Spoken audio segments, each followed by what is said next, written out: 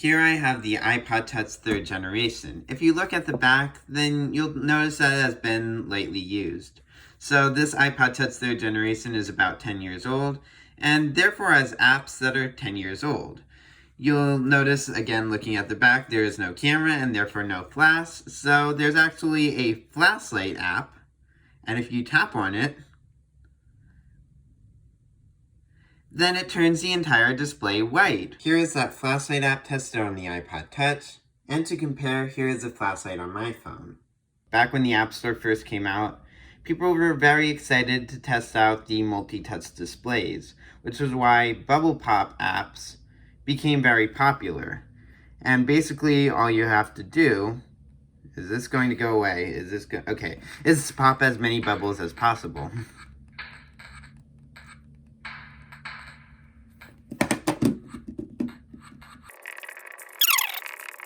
This is an iPod Touch 3rd generation. It comes with 256 megabytes of RAM, and therefore is capable of multitasking if you double tap the home button. Similar to iPhones all the way up to the iPhone SE, to the 2020 iPhone SE. Although, of course, the 2020 iPhone SE comes with more than 256 megabytes of RAM. Okay. Also, keep in mind it has 256 megabytes of RAM. So there you go. Scoops is a really important app to have on any early iOS device because it was probably one of the first iOS apps to be released. Okay, I'm starting over now. So starting from the beginning, you just rotate the device to get the ice cream scoops and try to avoid things that aren't ice cream. And try to get them all the same color. That gives you extra points.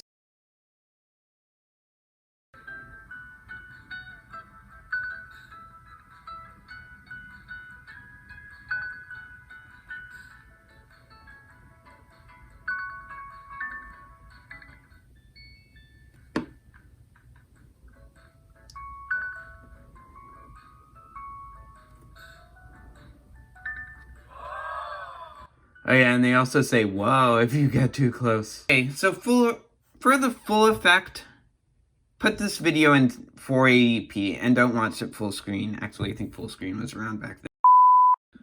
One thing that you might remember from early apps on the App Store is that they tended to have a full version and also a light version. That the full version was usually like $1.99 or just 99 cents. But you could get a free preview, which was called a light app. This was before instead you could get the full app for free, but you had to spend millions and millions on in-app purchases to make it actually playable.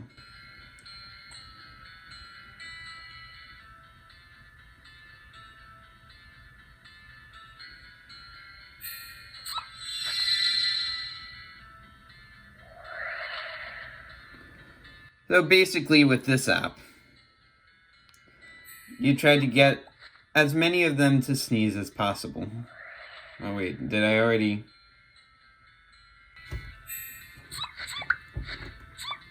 Okay, there, that one worked. This one...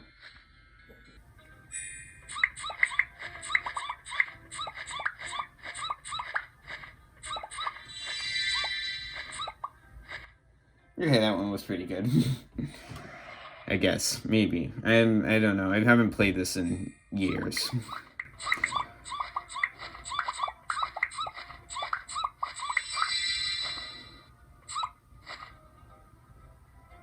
This app isn't Minion Rush. It came before Minion Rush, and it's actually called Minion Mania.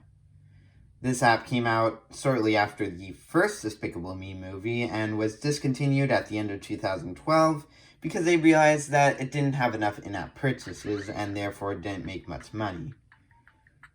Minion Rush, on the other hand, requires that you get... This app only costs around 99 cents, maybe $1.99, whereas Minion Rush costs millions in-app purchases to play, so it's more profitable. Okay, I actually never unlocked the final level in this. I never got past level 19. Okay. So yeah, they made all these noises that can get a little annoying. So I guess that's one disadvantage of this app. You can jump on buttons. I shouldn't have jumped on that one yet. You tap on the other minion to be the other minion. You can jump. Actually, this is the minimum device that can run this app.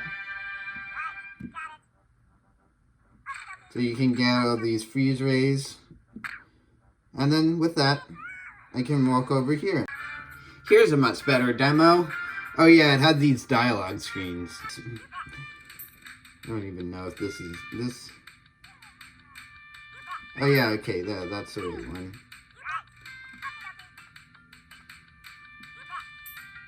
Yep. So yeah, it's got all these buttons and switches, and you try to get to the end, and you switch between the different minions. That's pretty much the entire app. This app is very complicated and very complex, so you're going to have to pay a lot of attention to understand how it works. You tap the display, and then balloons appear.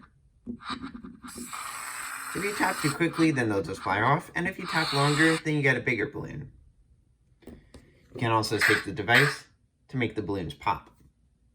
This last app, while it hasn't received a major update in 8 years, did receive some minor compatibility updates, which is why I'm going to be using the iPod Touch 6th generation for it. It is called Pepitone. It is described as a cross between Little Big Planet and Doodle Jump. So basically you jump on these platforms and try to collect the points. And the points range all the way up to, as you go higher and higher, the number of points you get for each one increases. You also have these springs, as well as bricks eventually, and moving platforms. The bricks, by the way, break after you bounce on them once, so you can't just bounce repeatedly on them.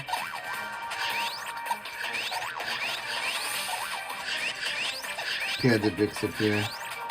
So you see, if you bounce on them once, they disappear. And then if you follow the puppet screens, you can also customize the puppet.